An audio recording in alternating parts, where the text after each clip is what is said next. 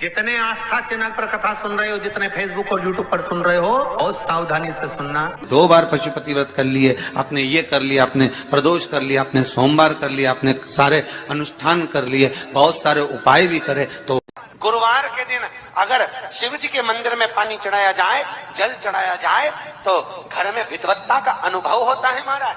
बच्चे पढ़ने में प्रखर होते हैं महाराज। जॉब अब छूट गई, 2 साल हो गए, 3 साल हो गए, सर्विस नहीं लग रही हो, बहुत प्रयास कर लिया हो, बहुत प्रयास, तो महाराज हमने कथा में कहा था शुरू में, माता क्या होती है? निर्माता। आप माता हो, आप निर्माता हो। अपने बच्चे के हाथ में 1 लोटा जल लेकर मंदिर भेजने की जवाबदारी तुम्हारी है। अपने बच्चों के मुख से श्री शिवाय नमस्तुभ्यम निकलवाने की जवाबदारी तुम्हारी है, कोई दूसरा नहीं निकल। आज बहुत सुंदर सा एक उपाय है, बहुत सुंदर सा, शायद आपकी जिंदगी में सबके काम आएगा, सबके काम आएगा। समय मिला करे, हफ्ते 2 हफ्ते में गमले के अंदर ऐसी मिट्टी को उठा लो शिवलिंग जैसी, और जल चढ़ाकर पूजन करके वहीं विसर्जन कर दो। उसी गमले में उसी मिट्टी को वही विसर्जन करो। कहा अगर तुम्हें तप करना और उसका फल चाहिए तो तुम काशी चले जाओ। मानधाता काशी गए, काशी में बैठकर तप करने लगे। केवल काशी में बैठकर उन्होंने तप करा तो कैसा करा? केवल एक बालू का शिवलिंग बना लेते थे और बालू का शिवलिंग बनाकर उसकी आराधना करते थे, उसकी पूजन करते थे। पूजन करते, गंगा का जल लाकर बालू के शिवलिंग पर डालते, उनको समर्पित करते। बस वो बालू के शिवलिंग की आराधना करते करते करते करते करते करते थोड़ा सा समय निकला। उनको नहीं मालूम कि एक शिवरात्रि निकल गई, दूसरी शिवरात्रि आई है। हर महीने शिवरात्रि आती है, प्रत्येक महीने शिवरात्रि पहुंचती है, प्रत्येक महीने आती है।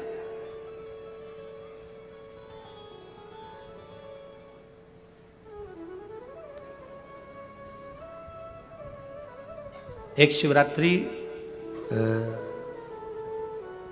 अपन पंजाब में थे, भटिंडा, तब पड़ी थी,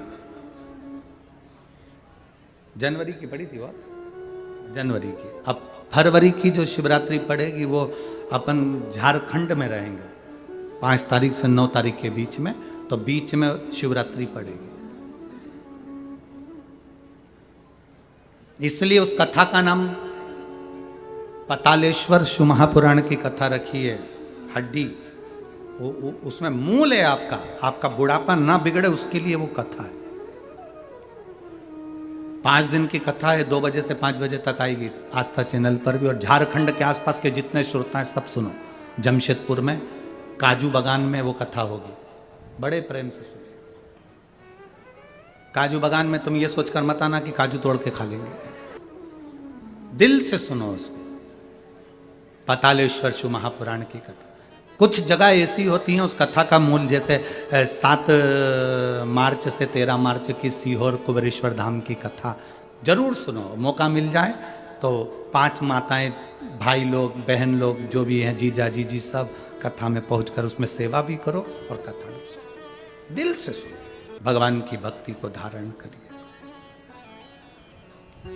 मानधाता ने बालू का शिवलिंग बनाया, पूजन करना प्रारंभ करी, गंगा जी का जल ले जाकर चढ़ा देते।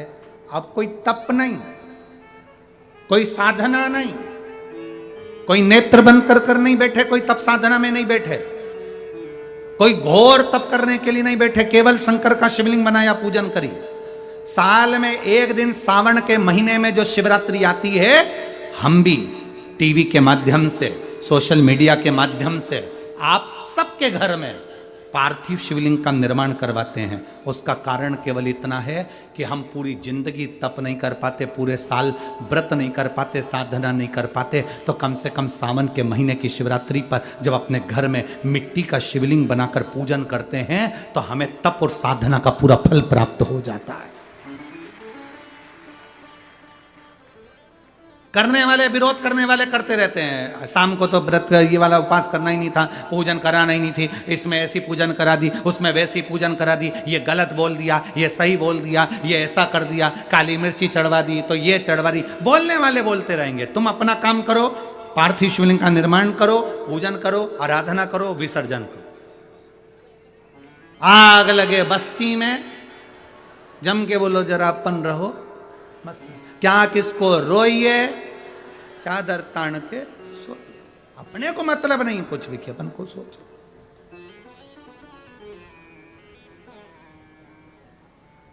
अपनी जिंदगी का सार्थकता सिद्ध करा। मानधाता ने अब कोई तप नहीं करा, मानधाता ने अब कोई साधना नहीं करी, मानधाता ने अब कोई आराधना, बस एक काम करा, शिवलिंग का निर्माण, उसकी पूजन। आपसे भी निवेदन करते हैं, समय मिला करें, हफ्ते 2 हफ्ते में गमले के अंदर ऐसी मिट्टी को उठा लो शिवलिंग जैसी, और जल चढ़ाकर पूजन करके वहीं विसर्जन कर दो। उसी गमले में उसी मिट्टी को वही विसर्जन करो। प्रयास करो, उसका फल मिलता है। शंकर भगवान प्रकट हो गए, कहा क्या चाहिए तुम्हें, मांगो। अब मानधाता ने मांगा कुछ नहीं। मानधाता ने कहा कि पहले तो मैंने जब तप करा, साधना करी, आराधना करी, तब तो मुझे आपका दर्शन नहीं हुआ, और अब आप मेरे सामने आ गए तो मैं मांगू, ये श्रेष्ठता कहाँ है? अब मैं मांगू, ये श्रेष्ठता कहाँ है? मुझे मांगना नहीं है। कुछ तो मांगो। नहीं, मानधाता ने कहा बस इतनी कृपा करना, प्राण छूटने का जब समय आए तो मेरा शिव सामने हो, और मेरा ये आत्मा, मेरी जब मृत्यु हो तो ये आत्मा शिव में और कैलाश में विलीन हो जाए, बस ऐसी कृपा कर। और कुछ भी नहीं, और कुछ नहीं चाहिए, बस यही होना चाहिए। उसका जो फल है वो जीवन का एक आनंद सुख देने वाला हो। काली तिल्ली को पीस कर उसको जल के पात्र में डालकर अपने घर के मटका, परिंदा, पितरों का जो स्थान होता है, जलाशय होता है, उसके पास में एक पात्र में रख दीजिए। बेलपत्री या बट का पेड़ या पीपल का पेड़, इस वृक्ष के नीचे एक रात्रि तक रखे रहने के बाद में दूसरे दिन अपनी कामना करकर, जिनका जॉब नहीं लग रहा, सर्विस नहीं लग रही, नौकरी नहीं लग रही, या कहीं उलझने उत्पन्न हो रही है, उस व्यक्ति को हाथ में ले जाकर उस पात्र का जल, 3 वृक्ष पितरों के तुल्य हैं। कल की कथा में कहा था, पहला बेलपत्री का, दूसरा पीपल का, तीसरा बड का, ये 3 पितरों के तुल्य हैं। इन 3 में से किसी भी वृक्ष के नीचे उस काली तिल के जल को समर्पित कर दीजिए। महाराज बाबा चाहेगा, भोलेनाथ जी चाहेगा तो 3 महीने में कहीं ना कहीं योग बना ही देगा। ये होता हो, पैसा हाथ में नहीं दिखता हो, तो शिव महापुराण में बड़ा सुंदर वर्णन किया गया। से दीप महत्वता, घर में 2 दिए हमेशा रखना चाहिए, घी का दिया हो चाहे तेल का दिया। ज्यादा से ज्यादा दियों को बदलना नहीं चाहिए। जैसे मालूम पड़े आज ये वाला दिया लगा दिया, फिर 15 दिन चला उसको फेंक दिया, दूसरा दिया लगा दिया। शास्त्र कहता है, शिव महापुराण कहती है, जिसके घर में दिया एक लेता है और वही दिए में निरंतर बत्ती लगती रहती है, तो उसके घर में संपदा की वृद्धि होती रहती है। दिया ज्यादा नहीं, संपदा की। बेलपत्री के पेड़ के नीचे सोमवार के दिन किसी ब्राह्मण को यदि या ब्राह्मण के बालक को खीर का भोजन करा दिया जाए, और यदि ये भी नहीं करा सकते तो सोमवार के सोमवार शाम के समय अगर बेलपत्र के पेड़ के नीचे घी का दिया लगाकर आए, 5 सोमवार लगाकर आइए, अपने आप लक्ष्मी में बरकत बनना चालू हो जाती है, संपदा बढ़ना चालू हो जाती है। क्यों? रुद्राक्ष का वृक्ष भगवान शंकर के नयन अश्रु से बना है, और बेलपत्री का वृक्ष माता पार्वती के नयन अश्रु से। इसलिए बेलपत्री के पेड़ के नीचे शाम को दिया लगाने से लक्ष्मी की प्राप्ति होती है। व्यापार नहीं चलता तो लक्ष्मी आती है, कहीं पैसा डूब गया तो लक्ष्मी प्राप्त होती है। हजारों लाखों गुना पुण्य बेलपत्री के पेड़ के नीचे की मिट्टी का शिवलिंग बनाकर पूजन करने से प्राप्त हो जाता है। हजारों लाखों गुना पुण्य। श्री शिवाय नमस्तुभ्यं। कहा शिवलिंग कभी खंडित नहीं होता। शंकर के शिवलिंग के अगर बारीक बारीक टुकड़े टुकड़े भी हो जाए, कण कण भी अलग हो जाए, तो भी वो शिवलिंग ही कहलाता है। कभी जाना कुल्लू मनाली में बिजली महादेव हैं, कभी मौका लगे तो बिजली महादेव का दर्शन करने जाना। आसमान में जो बिजली चमकती है वो बिजली महादेव पर गिरती है, उसका नाम बिजली महादेव है। बिजली महादेव पर गिरती है तो महादेव के शिवलिंग के टुकड़े टुकड़े हो जाते हैं। इतने टुकड़े होते हैं कि उसको बारीक बारीक टुकड़ों को वापिस जोड़ना पड़ता है। शिवलिंग के टुकड़े टुकड़े हो जाते हैं। बिजली महादेव पर बिजली गिरती है, टुकड़े टुकड़े हो जाते हैं। जब टुकड़े टुकड़े हो गए तब एक परिवार में, उसके परिवार में कोई विकलांग है, वो विकलांग ऊपर जाता है। उसके घर में कोई ना कोई विकलांग जरूर होता है। वो सब दूर से माखन मंगकर ऊपर जाता है, बिजली महादेव के टुकड़े टुकड़े इकट्ठे करता है, मक्खन से उसको जोड़ देता है। जोड़कर 1 लोटा जल समर्पित करता है। फिर हाथी के पांव से भी तोड़वाओ तो वो महादेव नहीं टूटते हैं, उसको बिजली महादेव कहते हैं। शिवाय नमस्तुभ्यं। भोजन मुख से किया जाता है, पर कभी कभी शरीर में कष्ट हो जाता है तो तब नली नाक से लगाकर लिक्विड दिया जाता है, जिससे इसका शरीर वापिस काम करने लगे।